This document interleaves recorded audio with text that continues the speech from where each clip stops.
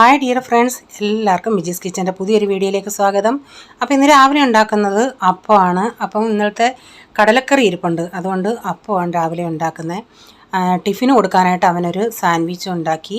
അതിൻ്റെ കൂടെ ഒരു ഏത്തക്കയുടെ അരമുറി മതിയെന്ന് പറഞ്ഞ് അതും കൊടുത്തു വിടുന്നുണ്ട്. അപ്പോൾ അതൊക്കെ ഒന്ന് ടിഫിനൊക്കെ ഒന്ന് ഒതുക്കി വെച്ചതിന് ശേഷം പിന്നെ ചായയും കൂടെ കുടിക്കാനായിട്ട് എടുത്തിട്ടുണ്ട്.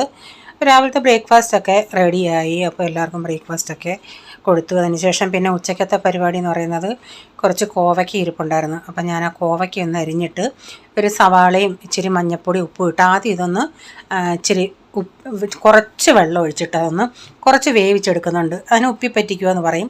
അപ്പോൾ അതേ പാനിൽ തന്നെ ഞാൻ അതിൻ്റെ വെള്ളമൊക്കെ വറ്റി ഒന്ന് വെന്ത് വന്നണേ അന്ന് അടുക്കോട്ട് ഇച്ചിരി കോവയ്ക്കൊക്കെ ഒന്ന് മാറ്റിയതിന് ശേഷം ഇച്ചിരി ഓയിൽ ഒഴിച്ചിട്ട് ഇച്ചിരി മുളക് പൊടിയും കൂടി ഇട്ട് അതിൻ്റെ അകത്ത് നന്നായി അത് മിക്സ് ചെയ്തിട്ട് അതിൽ തന്നെ ഞാൻ ചെറിയ ഇതിലിട്ടേക്കും. അതിൽ തന്നെ കിടന്ന് ഇടയ്ക്കിടയ്ക്കൊന്ന് ഇളക്കി കൊടുത്താൽ മതി.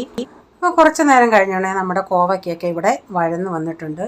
അപ്പോൾ പിന്നീട് ഒരു തോരൻ ഉണ്ടാക്കുന്നുണ്ട്. തോരൻ ഉണ്ടാക്കുന്നത് ബീൻസ് തോരന.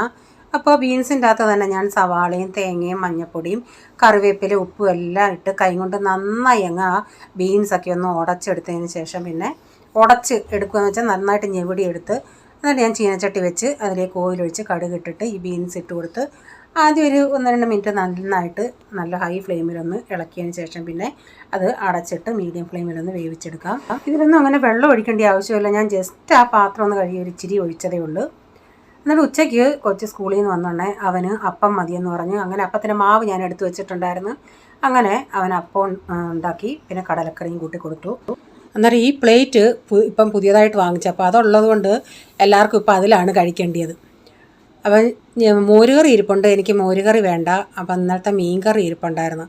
അപ്പോൾ അത് തന്നെ മതി നമുക്ക് ചോറുണ്ടാകും. ഇന്നലത്തെ ആയതുകൊണ്ട് പിന്നെ കുറേയും കൂടെ ടേസ്റ്റ് ആയിരിക്കും.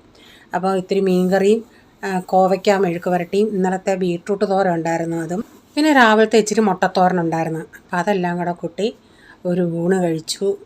പിന്നെ എനിക്ക് വൈകുന്നേരം ആണ് രാത്രിയിൽ അത്താഴത്തിന് വേണ്ടി മീൻ വറുത്താൽ മതിയായിരുന്നു.